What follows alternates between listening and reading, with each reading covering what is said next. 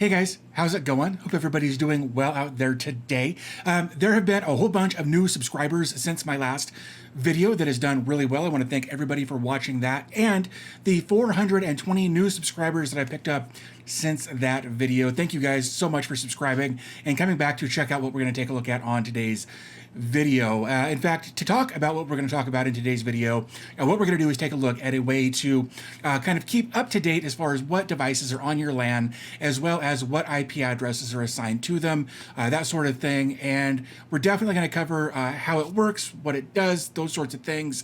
But first, we got to pay some bills and get a quick ad from today's video sponsor. This episode is sponsored by Linode, the largest independent cloud computing provider. If you don't want to, or can't for whatever reason, self-host applications the way we talk about on this channel, Linode provides virtual servers that make it easy and affordable for you to host anything in the cloud. You can set up any of the applications that they have available in their marketplace with just a few clicks, or you can set up your own Docker VPS and install basically whatever you'd like in a Docker container. They have load balancers and firewalls available to help keep your apps online and safe. If you run into any trouble getting set up, Linode comes with amazing 24/7 customer support by phone or ticket, along with hundreds of guides and tutorials to help you get started. Sign up today at linode.com/dvtech and get a $100 60-day credit on your new Linode account. Links are in the description. So this is a Docker container called WatchYourLan, and we can actually see that right up here in the title bar, and we can see that it is online. It is scanning interfaces.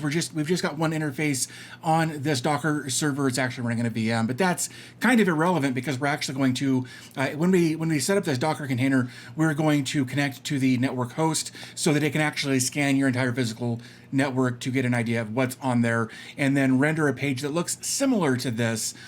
Basically, you know, we've got our, like I said, we're online, we're scanning on that interface, and then under that, we've got all of our online devices, all the devices on our network that are currently online.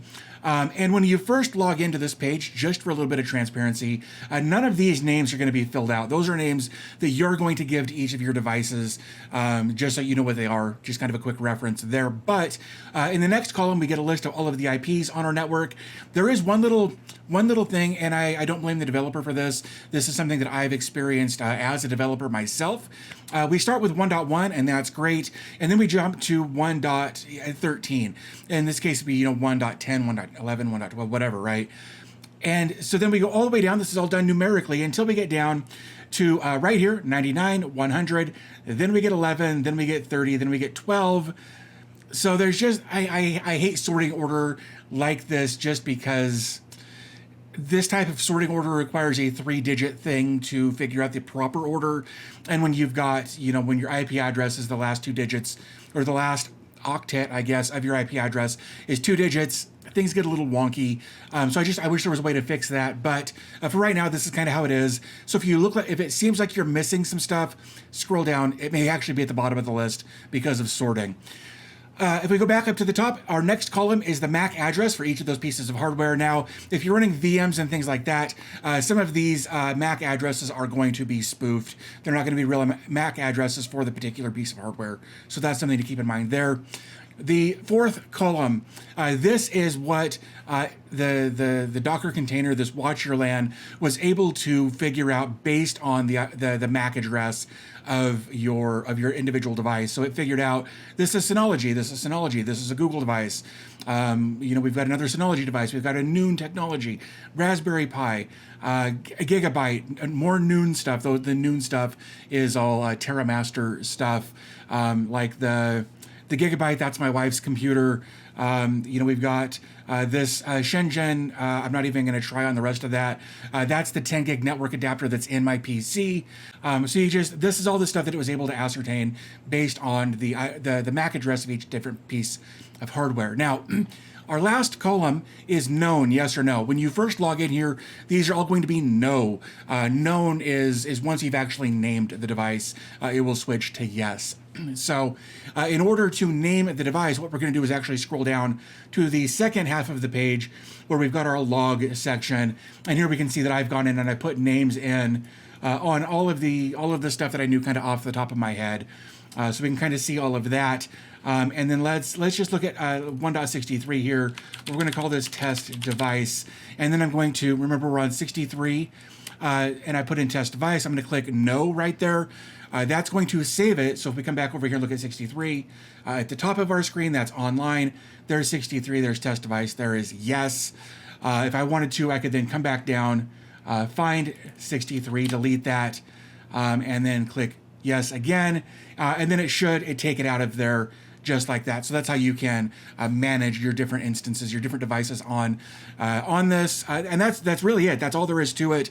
It'll scan your network about every 1 to 2 minutes to look for new things. And this page will automatically reload, and then you can adjust as necessary. So that is Watch Your LAN in a very quick nutshell as far as how it works. So now let's actually take a look at getting it deployed. So first, let's actually head over to their GitHub page where we're going to see their setup for Docker right here with the docker-compose.yml. We'll take a look at that in just a moment. Below that, they've got their little icon that they're using. Watch Your LAN, the Docker. The image size is 13.3 megs, so well done on that. Here, of course, is the little screenshot that they've got of one of their instances. They've got a Docker quick start with CLI, just some very basic stuff to run in a command or in a command line situation if you wanted to do that. And then the default port on there is 8840, but we're going to look at the Docker Compose before we get into that. And then down here, we've got some different environment variables for the interface, the database path, the IP address of the actual user interface, which you can just leave as 0.0.0.0. Again, we'll take a look at that. You don't need to mess with that. The GUI port or the GUI port, basically that is by default, like I said, 8840. We can see that right there. However, if you've already got something on 8840, you can change that. Below that, we've got a timeout, how long between scans. By default, this is set to 1 minute. I think I've got mine set for 2. You can change that to whatever you'd like it to be. Below that, they've actually got a Shouter URL integration. We're not going to take a look at that. I don't know how many people on here or that are watching this use Shouter for their notifications. But you can use Shouter in order to get notifications, whether it's on Slack or Discord or whatever, to just let you know, hey, there's a new device on your network. You might want to check it out. And then below that, they've got some themes that you can use. By default, it's not great looking. It's fine, but whatever. But you can come over here to BootsWatch and find a theme that you like and just put that in there, and you'll get kind of whatever these different themes look like. So I dig that they've done that. I love that they've used a third-party service in this case to give us some choices between different looks and feels, aesthetics, that sort of thing. So again, like I said, there's a Docker Compose up here that we can take a look at, but in fact, I guess we can just do that real quick.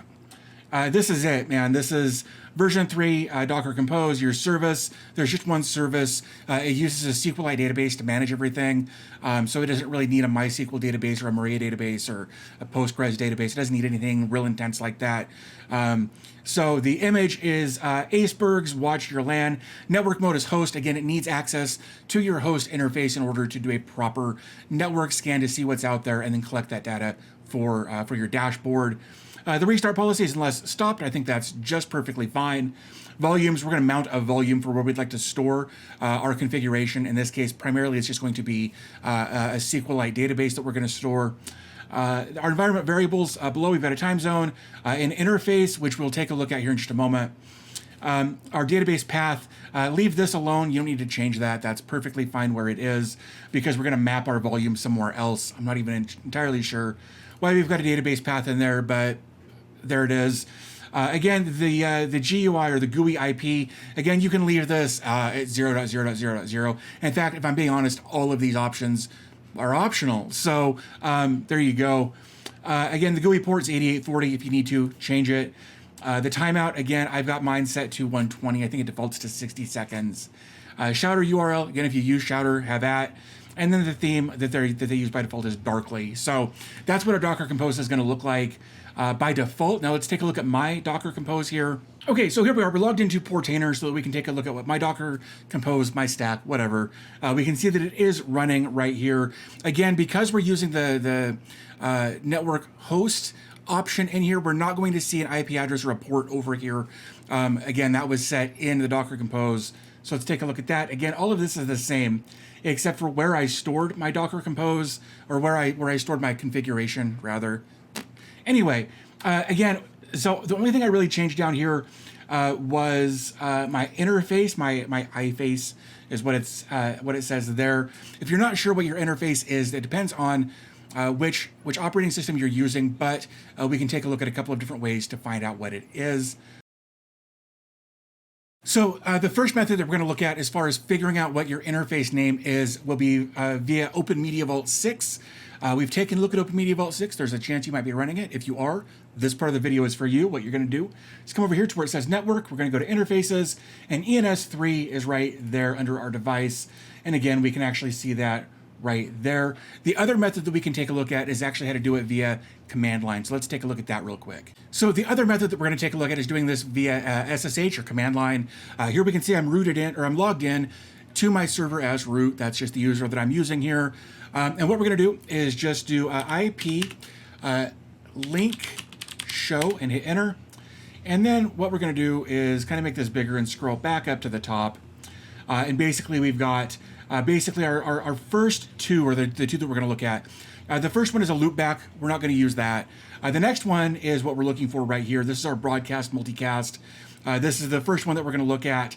And this again says ENS3. So that's kind of the two different ways you can figure this out. There are probably a multitude of other ways that you could do this. These are just the two that I figure will be the most likely that my audience is going to take a look at. So there we go. There is how we figured out what our interface is. Again, we've got our debug path, our database path. Anyway, we've got our GUI IP, GUI port, and then our timeout, our chowder URL, and our theme. So what I'm going to do is actually going to make a new stack out of this.